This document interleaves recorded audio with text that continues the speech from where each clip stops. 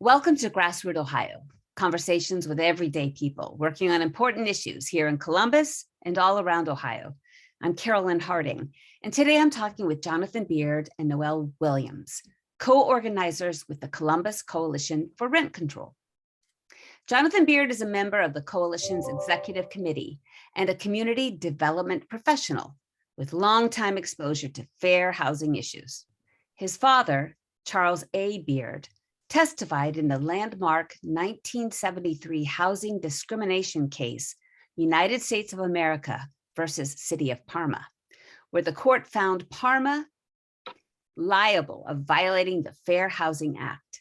After moving to Columbus to receive a master's in public administration from what is now known as the Glenn School at OSU from 1995 to 2017, John served as president and CEO of Columbus Compact Corporation, where he raised more than $40 million to invest in the redevelopment of Columbus's most distressed neighborhoods.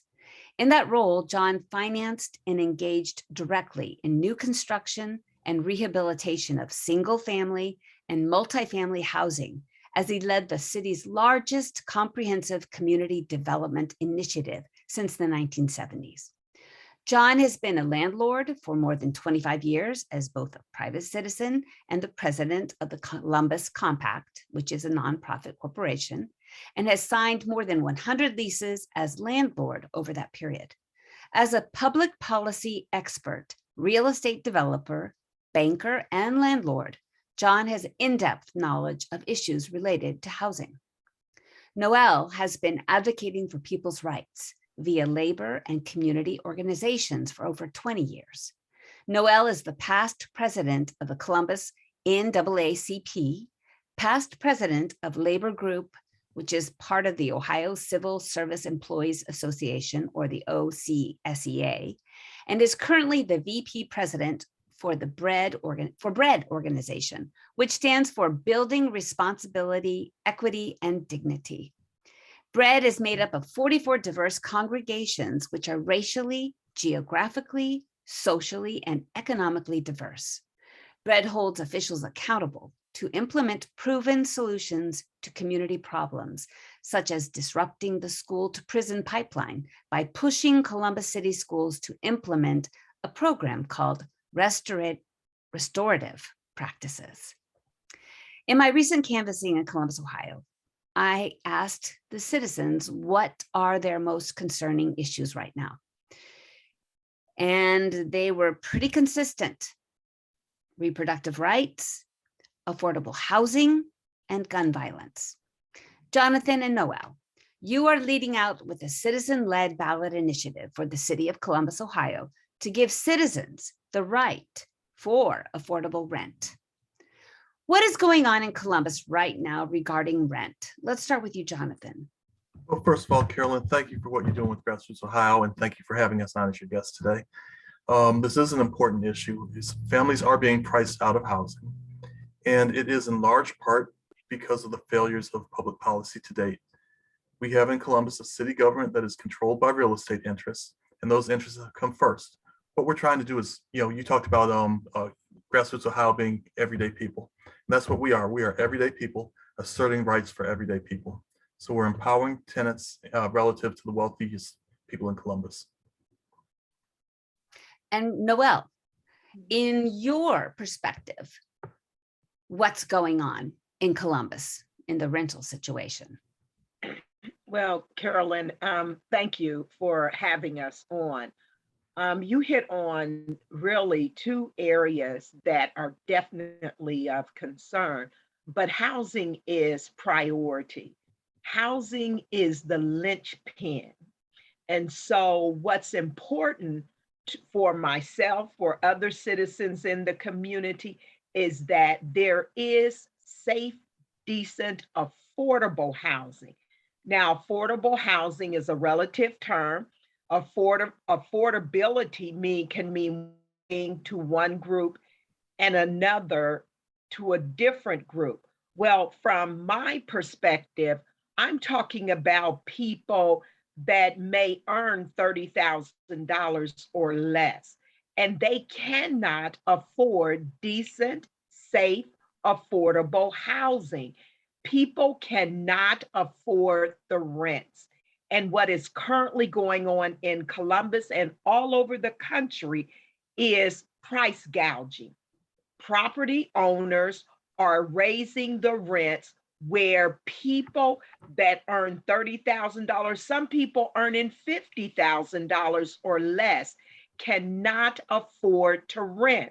Many people cannot afford to buy, especially when you look at citizens that look like me, because we have been denied economic opportunities for centuries. So only a select few has been able to build any kind of wealth, any kind of economic opportunity. So most people that look like me, they are renters. Now they're being pushed out where they're unable to afford to rent. So housing is the linchpin. Housing, when kids do not, and statistics show this, when families do not have safe, stable housing, it impacts children in their schooling, in their entire. So this is critical for us all, not just for people that are low income or have less than income to afford it. We're all connected. So this is important to us all. And in addition to Columbus, I mean, it's a national phenomena right now. I mean, it's on national news how rent is skyrocketing for the whole country. So where does this come from? I mean, besides the public policy, I mean, what's going on? Is it just gouging?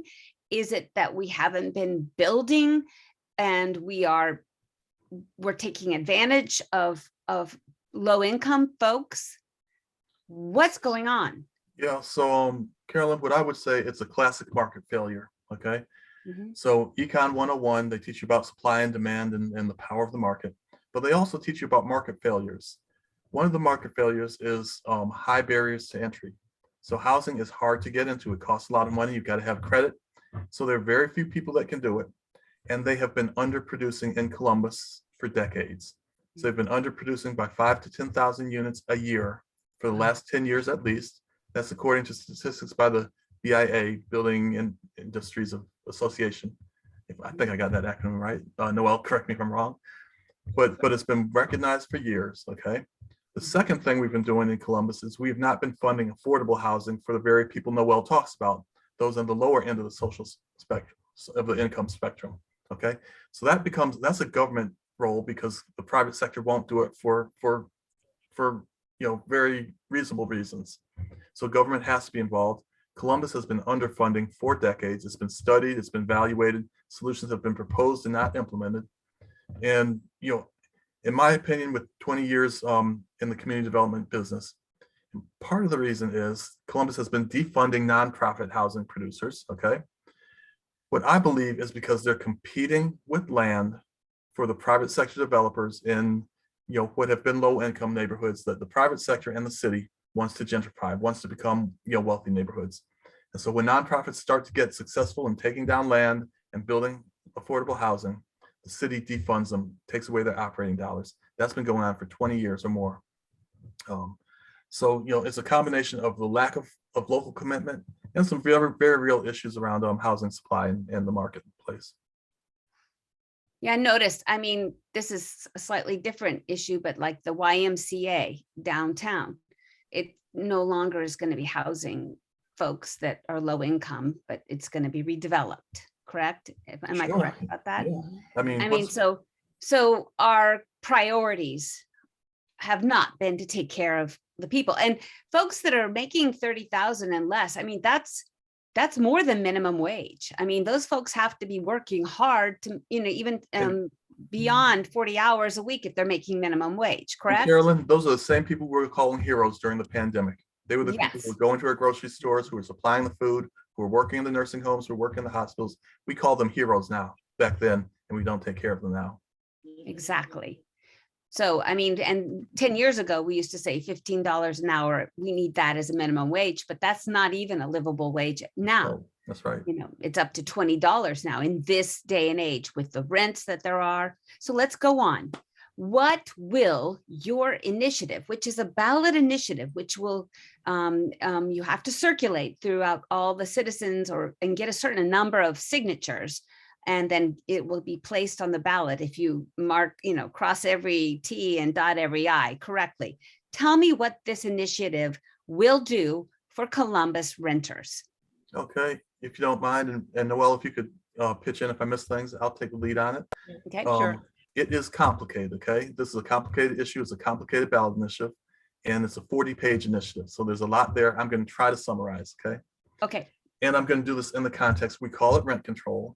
Although the state of Ohio are, this right-wing fanatical Republican legislature took away our rights to self-governance. So under the state constitution, local citizens have the right to create local laws. We started talking about rent control, and the state came in and said, you can't do rent control. You can't set mandatory price controls at the local level.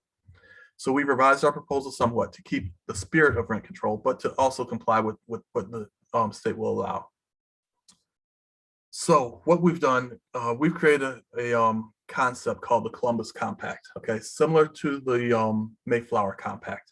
So the Mayflower Compact, the Pilgrims weren't supposed to end up on Plymouth Rock. They were supposed to end up in Northern Virginia, okay? Under, I think, English common law. They end up on Plymouth Rock, which has no law established. And so the Mayflower Compact was a agreement on self-governance because they were starting to mutiny. And so they came up with this compact that was how they would operate in this new environment. We're in a similar place. Columbus has always been an affordable place, okay?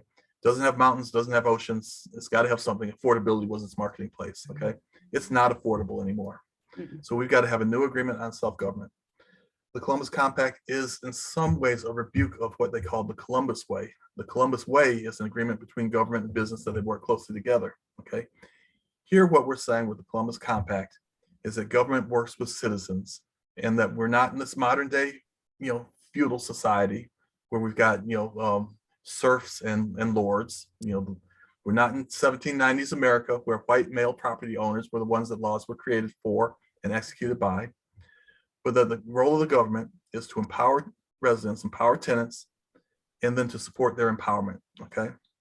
So you talked about price gouging. That's one of the first things we do, is we define for the first time in Columbus a ordinance that prohibits price gouging.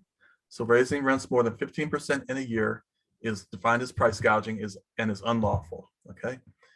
Because the state does not allow the cities to enforce rent stabilization, what we said is we will create this law prohibiting price gouging, and we will allow tenants to enforce it. So we create tenant unions and tenant associations, and which are groups of tenants who can advocate on their own behalf or on other people's behalf. We outlaw price gouging, and we allow tenants, tenant unions, and tenant associations to sue landlords who engage in price gouging. Okay. So again, this is government supporting, not supplanting, not taking the place of citizens' power and right, but supporting. We create through this law to get this done. It takes government. Okay. So we created a Department of Fair Housing to implement what we call the Columbus Fair Housing Code.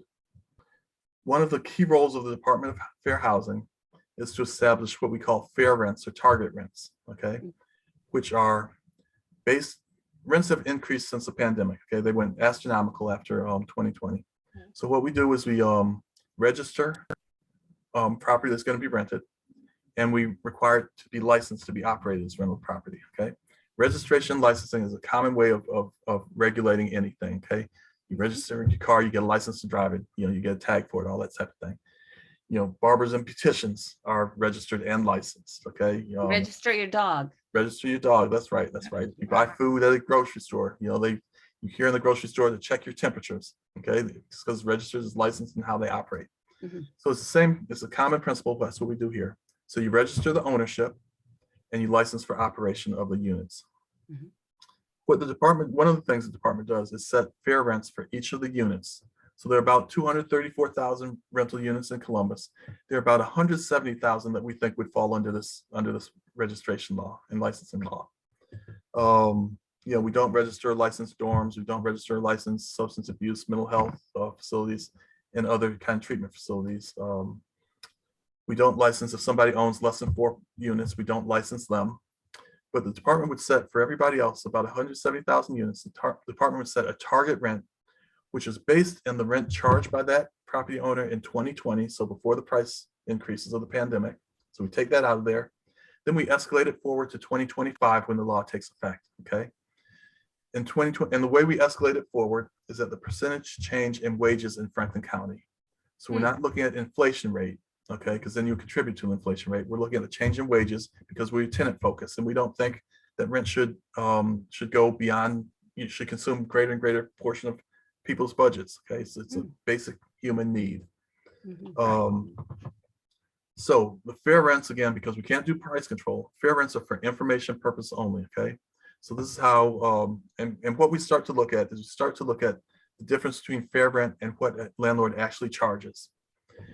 And the idea behind, because the state legislature left a loophole that says you can have targets, you can have incentives, but you can't have rent control. So the idea here is that the further a landlord gets away from a fair rent, the less desirable they are to have in our community. They shouldn't have any access to public support. So we shouldn't be giving them tax abatements. We shouldn't be giving them city bond monies, loans, grants, if they're going to be predatory. So we established 5 brands, the highest band being predatory, highest band away from the fair rent. We call them predators, okay, in the statute. And predators are ineligible for any city grants, loans, that sort of thing. Closer, we call them community champions, where they're meeting the fair rents, they're community champions. We give them preferential access to everything, preferential access to tax abatements. And because they already have an existing good supply of units on the market, for tax abatements, which have a housing affordability requirement now, and this is kind of inside baseball, we say your affordability requirement is less than what it would otherwise be, okay? So we're trying to incentivize the best landlords to continue to put units on the market, and we're trying to get the bad ones to essentially sell out, okay? The other thing, after 2025, we create a windfall profits tax. So there's a fair rent that is based on 2020 rents escalated forward. And then as you differ from a fair rent, we tax you 60% of the difference in revenue that you've collected, okay? So that's a windfall profits tax, again, to discourage folks from raising rents because they're not going to see all of it. And then that money is redistributed back to tenants who have been subject to higher rents. Wow. There are a handful of other things we do. We let's see, we have something called residential rent coercion. So in a period of social and economic disruption like now, and for 5 years after that period, we prohibit significant changes in terms of rental agreement, and we require them to be negotiated with the tenant. So again, we're empowering tenants. So the department will mediate negotiations, and the department can have a finding of probable cause of residential rental coercion, and the tenant can take that to court because residential rental coercion is prohibited in Columbus now, or when we pass this law. You take that to court, and after 5 findings against a owner, the court can issue fines of up to $10,000 a day until that owner sells the property. So again, we're really trying to. The other thing is, if an owner has a title of a predator under the law, any partnership therewith is tainted by that name. So we're trying to ostracize them in the community of real estate developers, that nobody will do business with them, because if you do business with them, that property will not get any city subsidies. So really what we're trying to do is put a strong system of incentives and disincentives in place, create information, because asymmetrical information is another cause of market failure. So we're trying to correct this market failure. And those are big picture. Those are the, kind of the approach we're taking, since we can't do what is traditionally rent control or rent stabilization because of our, crazy kook right-wing state legislature that is anti-people. Also, John, hold on just a second, Noel. Let me do a station ID. This is Carolyn Harding with GrassRoot Ohio. I'm talking with Noel Williams and Jonathan Beard, and they are both co-organizers with the Columbus Coalition for Rent Control. Noel, what was your statement? So I think it's important that people also know that the Department of the Fair Housing Commission will have advocates that will be nominated by organizations, nonprofit organizations that are in the community, and they'll have a right to a seat that will make up the commission, so that it's not controlled by so much by the elected officials who pretty much are doing what the wealthy landowners want. So it will be a commission that is controlled by the community for organizations such as Impact, the Columbus Urban League, BREAD. These are the organizations that will have a say in who makes up and how the policy will be formulated by this housing commission. This really is about empowering the community, empowering people, and not so much companies or wealthy organizations, wealthy landowners. They have enough. Right. Well, I'm very interested in the whole thing about state preemption and home rule because of the Columbus Community Bill of Rights, which we've been trying to pass for 4 ballot initiatives, because state has preemption over oil and gas. So the speed at which they created a state preemptive law against what you were trying to do, a rent control law, was astounding. And so these were what the Chamber of Commerce and real estate developers. Yeah. Right. So then you guys turned around though and came back quickly on this ballot initiative. So tell us a little bit about how you're going to get this on the ballot and when you're aiming for and what kind of help you need. Thank you, Carolyn. So it takes approximately 5,218 valid signatures of Columbus voters to put this on the ballot, okay? Mm-hmm. And the process of citizen initiative, let's say the easiest way to get something done is go to city council, and 2 weeks later, city council can pass a law, okay? Right. We tried that. We went and talked with Council President Shannon Harding and Housing Chair Shayla Favors. They had zero interest in this, okay? Right. And again, their bread is buttered by real estate developers, and we all know that. So we went to them in good faith and asked them, we'll hold hearings on it, take pieces of it you like and go ahead and pass this into law and we'll do the rest. They had zero interest in that. So as citizens, we've got the right under the Constitution to get signatures from other voters. And if we get enough signatures, then we've got the right, then the city has to pass a resolution to send it to the Board of Elections to put on the ballot. Our goal is to get on the May 2023 ballot. Because the state passed this law midterm, we may not make that, and summer's running down, so we may not make that. If so, we've got till July to get the signatures in, and then we'd be on a November ballot. We would love to be on the May 2023 ballot. One of the things, let's put it like this. I lean on the left side of this political spectrum, okay? One of the things that people on the right hand political spectrum have done very well is they have primaried people, and they have moved the Republican Party to the far extreme of the right, okay? And we don't primary people, and we as citizens don't force our elected officials to run on issues that we define. So that's one of the reasons we'd like to have this on the May ballot. We would like to know where Candidates stand on this. We know where our incumbents stand on it, which is they are not in support of this type of activity. We know where we are. We've watched 20 years of failure, okay? A report came out by the One Columbus and the Workforce Innovation Board and Bank One, JP Morgan Chase Bank One, that said that the percentage of white households that are rent burdened, which is paying too much of their salary for rent, went from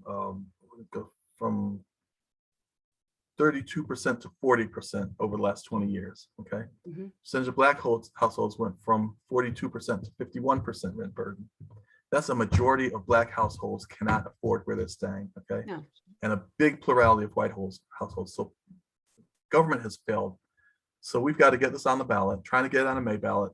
And if we get enough votes in support, majority in support, it becomes law at that point to take effect in 2025, because there's some time gearing up, time registering units and so forth. Noel, what is your website that people can get information about this initiative, or Facebook page? Where can people get more info? Columbus, excuse me, Columbus Rent Control. .info. .info, yes, columbusrentcontrol.info. And we'd love to have people check it out, sign up, volunteer to help us circulate petitions, to get training, to circulate petitions. We need people to help make this a reality. And this is something that benefits us all. So we need this.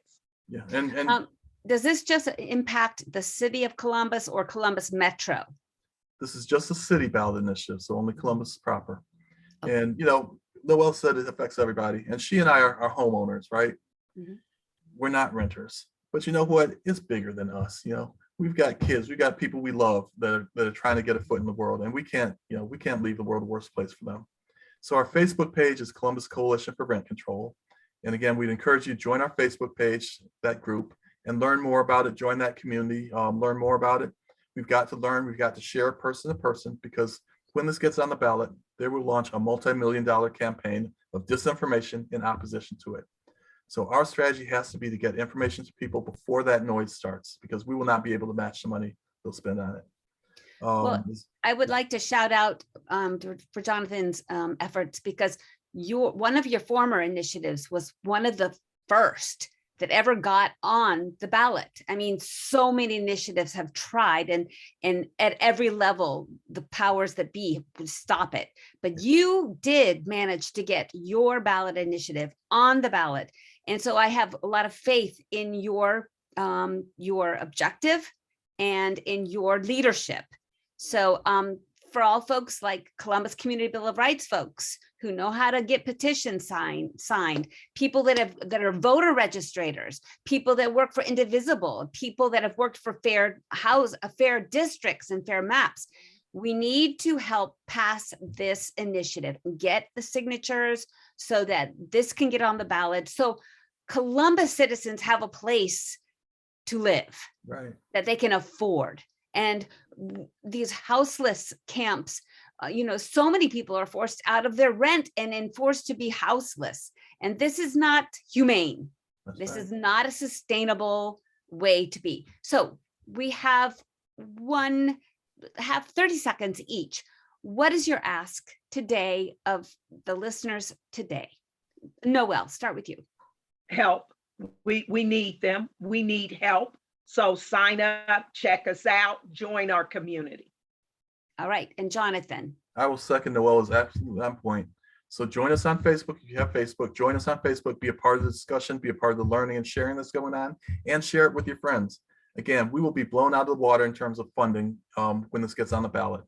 So we've got to learn about this before that noise starts. Noel talked about helping circulate petitions. That would be fantastic.